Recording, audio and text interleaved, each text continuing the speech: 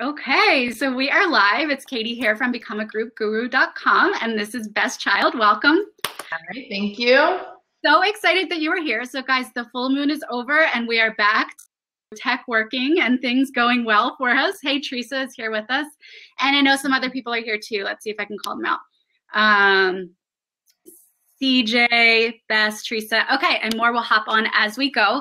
So Bess is here today to talk about DBT groups with us. Will you just give us a little bit of like your blurb, what you do, who you see, what kinds of groups you run? Put it all out there for us. Yeah, so I actually just transitioned over from a group practice in the spring. So I just have started doing my own groups at my practice. So right now I'm running 2 teen DBT groups. Actually, one is starting tonight. And then I have a third young adult group that is ages 18 to 30. So I pretty much just market to the schools in the area and teens that might need some help with emotion regulation. We were just talking about how I sort of specialize in self-harm. So that's something that I kind of put out there. But yeah, basically that's my wheelhouse. I haven't really done any groups outside other than like an internship outside of DBT. So DBT is really my comfort zone, I'd say. I love it. And you and I are similar in that, like, I prefer to work with suicidal and self-harming teens. Like, that is my wheelhouse and kind of my niche in this area. So I think that's super cool. I have a question for you already because, like, okay, I have teen groups, but one of my teen groups has evolved into like a young adult group just because they went through high school all together and now they're all in like first year of college. So it's just transitioning. What for you is like the difference in terms of like how you see things happen in a teen DBT group versus an adult one or young adult one? I think that one of my favorite things about like real young teens, the 14, 15-year-olds that join in, is usually they have a lot of eye rolling and they're like, this is so stupid. I hate this so much. I can't believe my parents are making me do this. I try to get a little bit, at least a small amount of buy-in, so that they're like, I'll give it a try. But usually what happens, I would say 9 times out of 10, they come to group a couple of times and they're like, oh, okay, well, this is really not so bad. And then I've had some teens, like I started with one who was 14 when they started with me and graduated high school this past year. And as of last year and the year before, they were my peer co-leader because they just rocked it so much. And they actually hated group when they started. And that's one of my favorite stories because they'll tell it in the group and be like, I hated DBT. It was terrible in the beginning. I never wanted to come. And now it's like my life. I eat, breathe, and sleep it. So that's one of my favorite things. And then when you have young adults, they come really by their own free will. So that's always really helpful. So I love to see them grow up in group. It's definitely awesome. I have one group that came over with me. 7 out of 8 of them came over with me from the group practice because I kind of like offered it tentatively, not trying to compete or anything, but I was just saying, you know, I am offering groups. And so 7 of them came over with me and they're just so rowdy and wild. And they've been doing like multiple rounds. They've probably been through 3 or 4 rounds together. So yeah, I have a group like that too. That's so rowdy and they've been together for like 3 years. And I think it's a great endorsement for what you do and how you work with clients that at least 7 clients followed you over to your new space. And yeah, the one that didn't, it graduated from high school and went to college. So that was her excuse. So there you go. They would have all come, but one of them went to college, which is also an endorsement for you that they're successfully at college, right? So there you go. Yep, that's pretty cool. Now, I know in our group, in the Group Guru Facebook group, there are a lot of us that do DBT, but there are also a ton that do not. So can you give the people who are watching a general idea of like what's the structure of DBT as you do it? Yeah, so I was trained by some of Marsha's people, so I kind of have that in my mind where I try to be as adherent as possible. With Marsha Linehan's last workbook and handout, she actually like spoke to the idea of group only and the benefit of that. So before she was saying you have to do full package DBT, which is individual, consultation team, coaching, and group. But now she's saying that there's a benefit from just group. So how I structure an individual group is I start with a mindfulness exercise, and it can be an active one, it could be a quiet one. I kind of am trying to figure out a way to streamline it. I have like these popsicle sticks. I'm trying to write little, examples of what we're doing and have somebody pick it out at the beginning of group. And then I'll review whatever skill we taught the week before, and then I teach a new skill. And sometimes I'll go with what the group needs. Like if, for instance, it was confusing, or maybe I fudged how I taught it the week before, I might reteach something. But I do kind of let them, specifically my Thursday group who have been together for a while, they really want to just sit and chat. So I try to kind of incorporate as much conversation in. But through the whole round, my round of DBT lasts about 25 weeks. And so I go through mindfulness first, and then I go into a distress tolerance module, which is probably about 6 to 8 weeks. And then I do another bit of mindfulness, like review in between. Then I do emotion regulation, a little bit of mindfulness review, and then interpersonal effectiveness. And now the last workbook that came out, it's been years now, I guess, that it's been out, but it feels new still. They added the walking the middle path module, which is so fun. And so I add that as I can at the end of interpersonal effectiveness. I love the middle path. Workshops where they ask me to teach parents, and they're like, we just want you to teach the parents some skills. And I go through that. I think there's so much value in those dialectics and figuring out like, where are you on the scale and how do you reinforce certain behaviors? So there's so much just rich content in there that I'm glad that that's been added. Yeah, I just actually talked to a parent.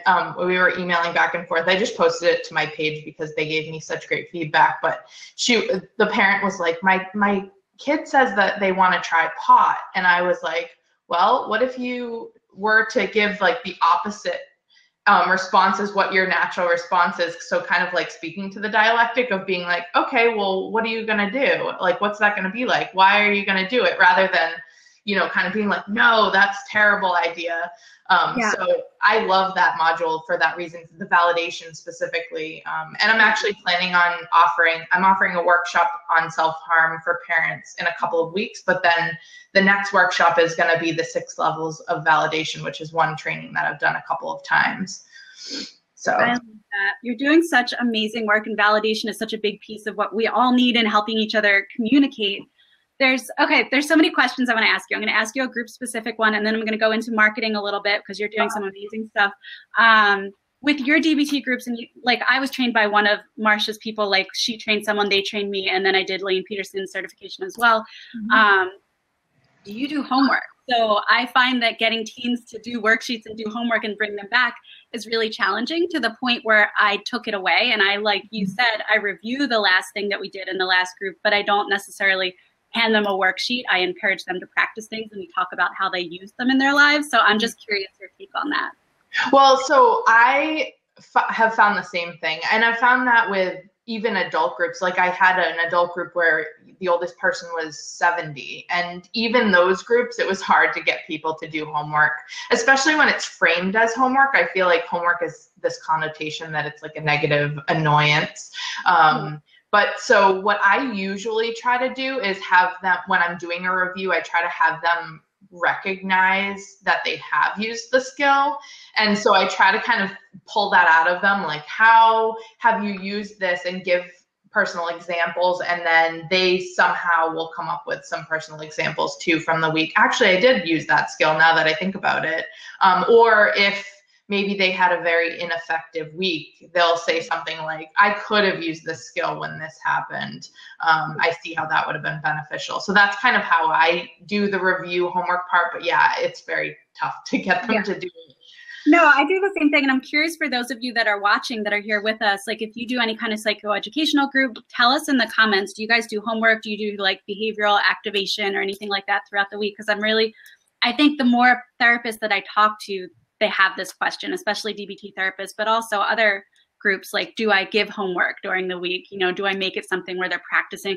Because I think it's challenging to apply during the week, but it's also sets us up for some kind of like I don't know what, like when we're always expecting homework and then it's not done, then we're starting group with a perceived failure in some way, or, you know, not met expectation. Yeah, no, I feel that way too. And I also feel like it's helpful because the worksheets sometimes don't translate as easily into real life stuff. So I feel like if you can come up with examples during group of how this is going to be useful in the week, and then they might think about it. And I actually had clients start to be like, I was thinking, what would Bess do? And I love that, because that makes me feel like I'm on their mind, and like I'm like their little mindfulness brain, I'm hoping. I love it. That's amazing. All right. So if you have questions about how Bess does DBT groups, please ask them as we're talking, and I'm sure that you can answer them because you're so knowledgeable on this topic. Okay. Tell us a little bit, because you do amazing things with your social media. You are doing live streams, you're doing videos, you were in my course creation code, you're creating courses and things like that. So you're doing a lot of stuff. Can you give our viewers just an idea of like what have been your best marketing tactics, what's getting you the best results? Well, I feel like the Facebook Lives, I think that you mentioned this in the Facebook extravaganza videos, but Facebook Live does something to your page where Mark Zuckerberg likes it more, and so he makes it pop up more on people's news feeds. So I've had people, even like people that I know but I'm not friends with, they'll like my pages, whatever my live feeds, and it's really interesting. And it's actually like a lot less daunting than I thought it was gonna be. It's like you just have to press the button, because otherwise you're not gonna do it. So I feel like for marketing, that's been helpful. But I also connect with a lot of the schools, and I have been really trying to like push my website, like go to my website, and people will do that. I also have a form on my website, which I think has been a really great way of getting people to feel less nervous about signing up or expressing interest. So I use Google Forms, and you just click a button on my website and it goes to a Google form, and they fill it out, and then I reach out to them. So I feel like for some reason that dynamic feels a little bit less scary than if someone were to have to cold call me and say, you know, I don't know what this is that you're offering. So I usually will reach back out with an email and kind of make the contact be a little bit more gradual than just, you know, because phone calls are scary these days for some reason. They're scary for me sometimes.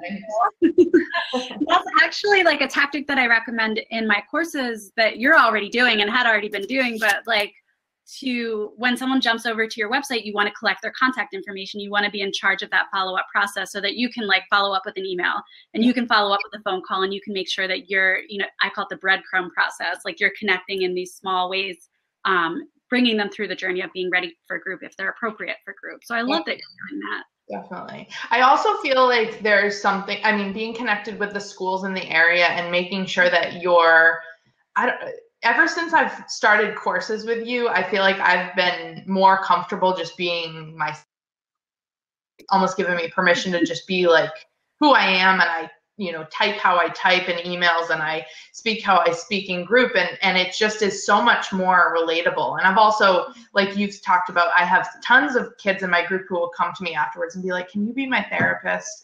And I've actually had to cut it off because I don't have enough room, and I really want to just try to do as many groups as possible. But it's almost like they think I'm like a celebrity and that I'm going to solve their problems in individual therapy, which is really cool. But I feel like I'm much better in group than I am in individual work, but that's just my own thing. I think some of it's the nature of group. Like it's easier to feel connected because everyone's kind of connected together. So it takes the pressure off of you as any one practitioner to make the full connection, and they just feel connected to the group and to you in the space, and they're all like, you know, together, fused together when they think about the process. Totally. And they will come in and, you know, after they've been together for, you know, X amount of years, they'll say, oh, I have this issue, and they'll know who in the group could support them. And it doesn't necessarily have to be me, which is awesome. So right. It's a great dynamic. Yeah. I mean, they hold the space for each other, and they know how to support each other. And I think, like you're saying, like some of my groups that have been together for years and years, I don't know that I even need to be there anymore. Yeah, I know, right? I don't know what would happen if I wasn't there, though. The place would be messy after I left. I let them eat snacks on the floor and stuff, so they're a little wild everywhere. That's what would happen. Yeah, exactly. So do you have a favorite group activity or a favorite thing you do in group that your group members really connect with and relate to? It was funny because I knew that you were going to ask this question and I got all like imposter syndrome about it. And I was like, I have to prepare what I'm going to answer because I feel sometimes like I'm not super artsy. So when it comes to groups, I've seen people do like real activities where they like make these cool glitter jars or like, you know, self-soothe boxes and stuff. But actually a couple weeks ago, I taught the tip skill, which for people who don't know what the tip skill is, it's basically to be used in extreme emergency crisis situations, emotional crisis situations. And it stands for temperature, intense exercise, paced breathing, and progressive muscle relaxation. And so what I did was I went and I normally teach it and just talk about it. And I like rave, I'm like, I've tried it, it's great. So the temperature, we suggest doing ice diving, which is essentially you take a bowl, fill it with water and ice, and you dip your face in from your hairline to your chin, and it activates the dive reflex, which lowers your blood pressure, lowers your heart rate, lowers your body temperature, which is all like the opposite of when we're anxious. So usually I just talk about it and I give all the biology about it. And then a couple times I've bought those ice packs that you can reuse, and I'll have them use those on their face because it kind of has a similar effect.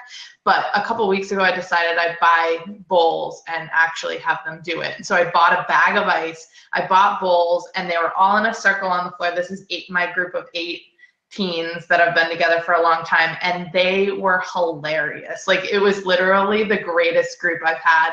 And I had some of them who just like kept dunking their face and being like, this is so good. This is so good.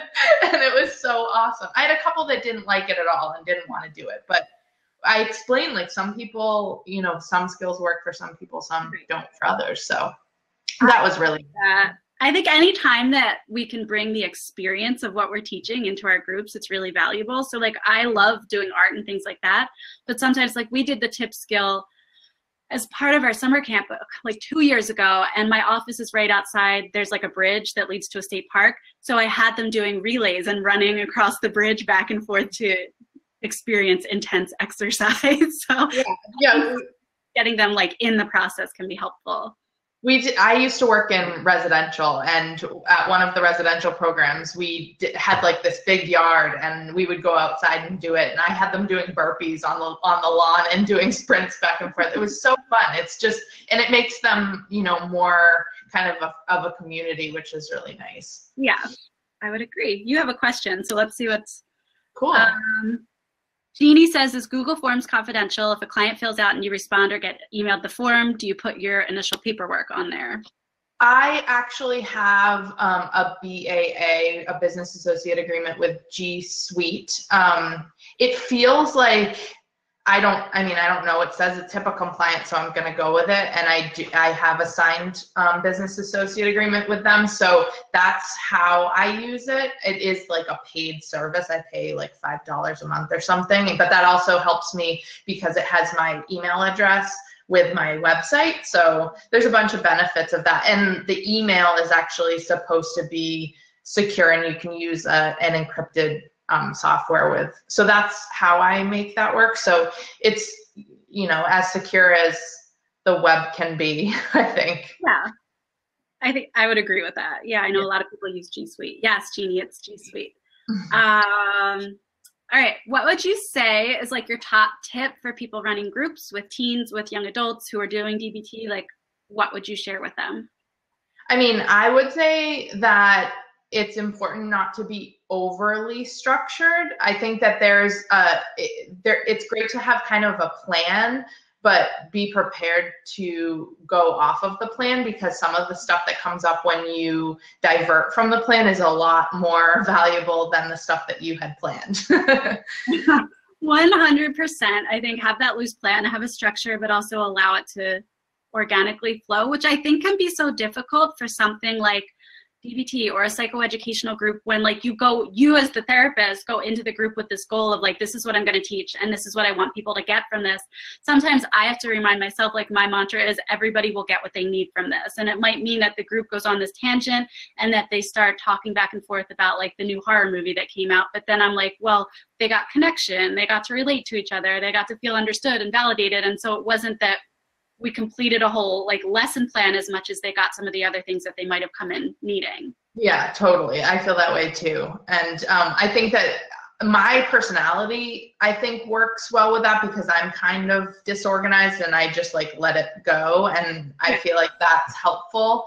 But I had mentioned this to you, like I taught a graduate school class online for group therapy. And that was the biggest thing that I think people had trouble with was kind of being comfortable being themselves and being able to kind of let things go. And also being comfortable with, and I just completed the CE course that you have. And there was a lot of talk about, what to do with silence, at times. And we talked about that a lot in my course too, was, how do you deal with it? And sometimes sitting in silence is what the group needs, which is really uncomfortable. Just like in individual therapy, sometimes that's what happens.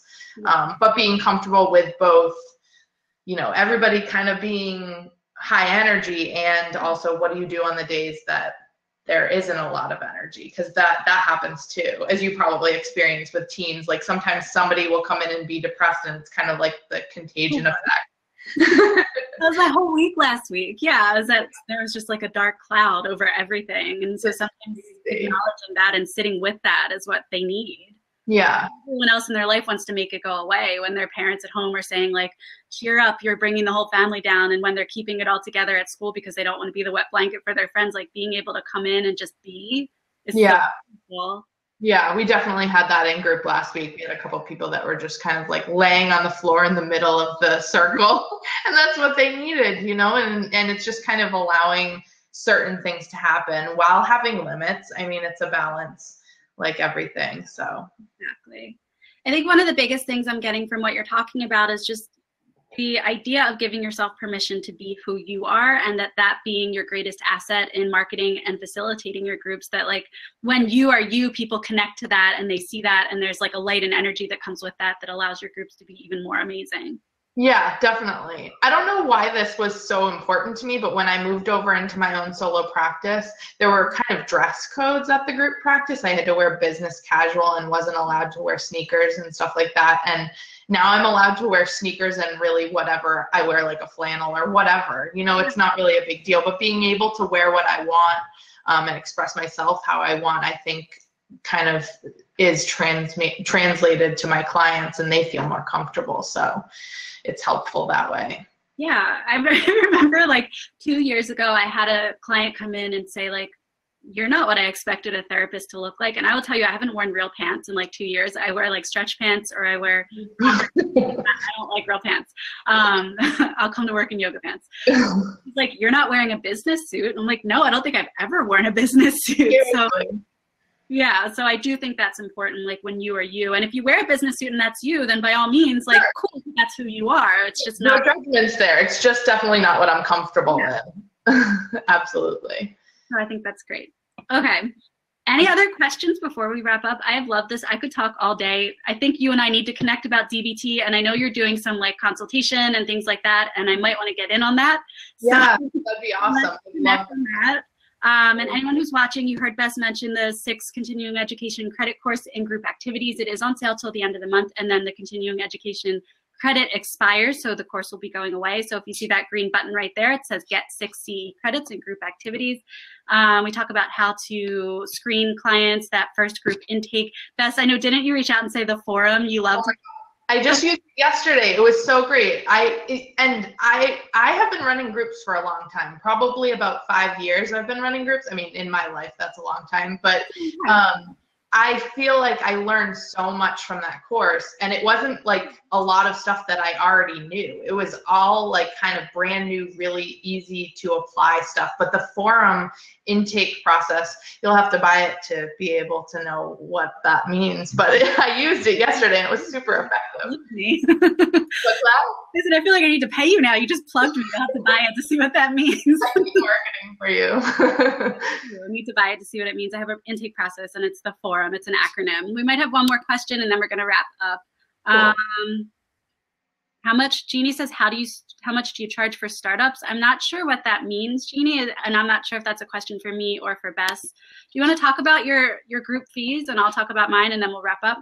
Sure. I do take insurance. I just broke up with one insurance, which is really happy time for me. I'm actually moving towards possibly breaking up with another one, but I take Blue Cross Blue Shield and I take Optum currently. So one is really low and one is reasonable, but my group fees are $50 for an hour. And I do require an intake, which is 125 to start. So that's how I work it. Yeah, and mine are very similar. Jeannie clarified, like, what is your startup, the price for a group? And my groups are $50 per week, or I do a monthly membership, which is for $175 per month, which brings the group cost down to $43.75, but they're on recurring auto pay. Mm-hmm. And so if they miss a group, they're still paying no matter what. And I do a group intake as well. My individual fees are $175. All my therapists who work for me are $150. So whether they're seeing me or whether they're seeing a therapist at the center, they're paying that full fee for an intake. Mm-hmm. Now, do you charge only the private pay people? Do you allow the monthly fee for the private pay people? And then you do take insurance for? Yeah, so I take Highmark Blue Cross, which is like one of the Blue Crosses in our area. It's probably the best paying insurance in our area. I wanted to have a cushion, and I'm trying to break up with them, but I have several clients that I'm supporting on them. So this is where I am right now with that.